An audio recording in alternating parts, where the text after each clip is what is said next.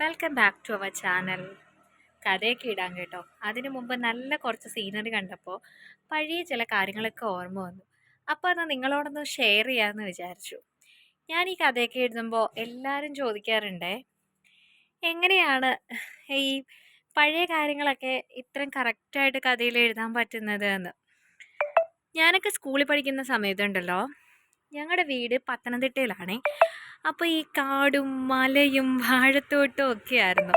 ഇതിപ്പോൾ ഞാൻ റെൻറ്റിന് താമസിക്കുന്ന സ്ഥലമാണ്. അതിൻ്റെ മുകളിൽ നിന്നിട്ട് ഞാൻ എടുക്കുകയാണ്. പക്ഷെ ഇവിടെ എനിക്ക് തോന്നുന്നു നേരത്തെ റബ്ബർ തോട്ടമായിരുന്നു എന്ന്. ഞങ്ങൾ ഈ സ്കൂളിലൊക്കെ പോകുമ്പോൾ ഈ റബ്ബർ തോട്ടത്തിൽ കൂടെയൊക്കെയാണ് പോകുന്നത്. അവിടെയൊക്കെ വഴികളുണ്ട്. അതിലെ കൂടി ഇറങ്ങുമ്പോഴാണ് എൻ്റെ സ്കൂള്. ദേ ഇപ്പോൾ ഇതുകൊണ്ട് ആ വഴി കിടക്കുന്നുണ്ട്, അതേപോലെ ഒരു വഴിയാണ്. ഞാനപ്പോൾ കൊച്ചിയിലെ പോകുമ്പോൾ ഒറ്റയ്ക്കാണ് പോകുന്നത്. എനിക്ക് ഈ റോഡിൽ കൂടെ ഒക്കെ പോകുമ്പോൾ വെയിലാണല്ലോ എന്ന് കരുതിയിട്ട് ഞാൻ രാവിലെ ഒരു 8 മണിയാകുമ്പോൾ പോകും. അപ്പോൾ വലിയ ഈ ഹാരിസൺ പ്ലാന്റേഷൻ്റെ വലിയ റബ്ബർ തോട്ടമാണേ. അപ്പോൾ അവിടെ ഇങ്ങനെ എപ്പോഴും വെട്ടുകാരൊക്കെ കാണും. നമ്മൾ ഈ റബ്ബർ വെട്ടുകാരെന്നാണ്, ടാപ്പിംഗ് എന്നൊന്നും അല്ല, അന്ന് പറയുന്നത് വെട്ടുകാരെന്നാണ്. അപ്പോൾ അവരെല്ലാവരും കാണും. എനിക്കാണെങ്കിൽ ഓരോ റാക്കായിട്ടാണ് ഇങ്ങനെ തിരിച്ചിട്ട് ഓരോ വെട്ടുകാരായിരിക്കുമേ. ഞാനീ നടന്നു പോകുന്ന വഴിക്കുള്ള എല്ലാവരെയും എനിക്കറിയാം. ഞാൻ എല്ലാവരോടും സംസാരിച്ചുകൊണ്ടാണ് പോകുന്നതേ. തിരിച്ച് ഞാൻ വൈകിട്ട് വരുന്നതും അതിലേ കൂടാ. പക്ഷെ അന്നേരം എനിക്ക് പേടിയാണ് കേട്ടോ. കാരണം ആരുമില്ല, ഞാൻ മാത്രമേ ഉള്ളൂ. പക്ഷേ അവിടെ ഷീറ്റ് അടിക്കുന്ന സ്ഥലമൊക്കെ ഉണ്ടേ. അതുകൊണ്ട് എപ്പോഴും ആരെങ്കിലുമൊക്കെ കാണും അവിടെ. ഷീറ്റ് അടിക്കാനും ഒക്കെ ആയിട്ട് ആരെങ്കിലുമൊക്കെ ഞാൻ എപ്പോഴും കാണാറുണ്ട് അവിടെ. എന്നാലും പേടിയാണേ. ഞാനത് പറയാനുള്ള കാര്യം എന്താണെന്ന് വെച്ചാൽ, ഇന്നത്തെ കാലത്ത് നമുക്കങ്ങനെ വിജനമായിട്ടുള്ളൊരു വഴിയിലൂടെ ഒറ്റയ്ക്ക് സഞ്ചരിക്കാൻ പറ്റുമോ?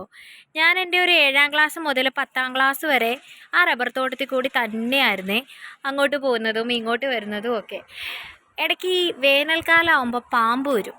പാമ്പൊക്കെ അവിടെ കാണും. ഈ പാമ്പൊക്കെ ഉള്ള സമയത്ത് അവിടെയുള്ള ആരെങ്കിലും അങ്കിളുമാരായിരിക്കും കേട്ടോ മുന്നിൽ നടന്നു പോകുന്നത്. ഞാൻ വീട്ടിൽ ചെല്ലുന്നത് വരെ അവർ നമുക്കൊരു സുരക്ഷിതത്വം നൽകിയിട്ട് ഇങ്ങനെ മുന്നിൽ നടന്നു പോകുന്നതാണേ. അപ്പോൾ അവർ നമ്മളോട് പറയും, കൊച്ചെ നോക്കി നടക്ക്, വല്ലോ ഇഴജന്തുക്കളും ഉണ്ടോ എന്ന് നോക്കാനെന്നൊക്കെ. ഇന്നത്തെ കാലത്താണെങ്കിലേ ഇങ്ങനെ നമുക്ക് നടന്നു പോകാൻ പറ്റുമോ? മനുഷ്യനെ വിശ്വസിക്കാൻ പറ്റുമോ?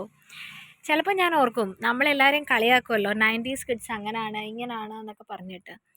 പക്ഷേ നമ്മൾ നല്ല സൂപ്പറായിട്ട് നമ്മുടെ ലൈഫ് ജീവിച്ചിട്ടുണ്ട് അല്ലേ? 90s കിഡ്സിലുള്ള ആരെങ്കിലുമൊക്കെ ഉണ്ടെങ്കിൽ ഒന്ന് കമൻറ്റ് ചെയ്യണം കേട്ടോ. എനിക്ക് തോന്നുന്നു ഒരു മനുഷ്യനെ പേടിക്കാതെയൊക്കെ നമുക്ക് നടന്നു പോകാമായിരുന്നു. ഇന്നത്തെ കാലത്ത് നമ്മുടെ കുഞ്ഞുങ്ങളെ നമുക്ക് ഒരു റബ്ബർ തോട്ടത്തിൽ കൂടെ അല്ലെങ്കിൽ ആളൊഴിഞ്ഞൊരു പരിസരത്തൂടെ നമുക്കങ്ങനെ പറഞ്ഞു വിടാൻ പറ്റുമോ ധൈര്യപൂർവ്വം? ഒരിക്കലും പറ്റുകയില്ലെന്നാണ് എനിക്ക് തോന്നുന്നത്. എനിക്കാണെങ്കിൽ പേടിയാണ്. എൻ്റെ മോള് ബസ്സിനായിട്ടൂടെ സ്കൂളിൽ പോയിട്ട് തിരിച്ച് വരുന്നവരെ എൻ്റെ നെഞ്ചിലൊരാദ്യമാട്ടോ. പക്ഷേ എൻ്റെ അമ്മയ്ക്കൊന്നും ആ ടെൻഷനേ ഉണ്ടായിട്ടില്ല. അതെന്താണെന്ന് വെച്ചാൽ അന്നത്തെ കാലം അങ്ങനെയായിരുന്നു. മനുഷ്യർക്ക് മനുഷ്യരെ മനസ്സിലാവുമായിരുന്നു. ഇപ്പം അങ്ങനെ മനസ്സിലാവുമോ എന്ന് ചോദിച്ചാൽ അങ്ങനെയുള്ള മനുഷ്യരെ നമ്മൾ എണ്ണിയെടുക്കേണ്ടി വരും അല്ലേ? എന്തൊരു കഷ്ടമല്ലേ നമ്മുടെ ഇപ്പോഴത്തെ ജനറേഷൻ്റെ അവസ്ഥ.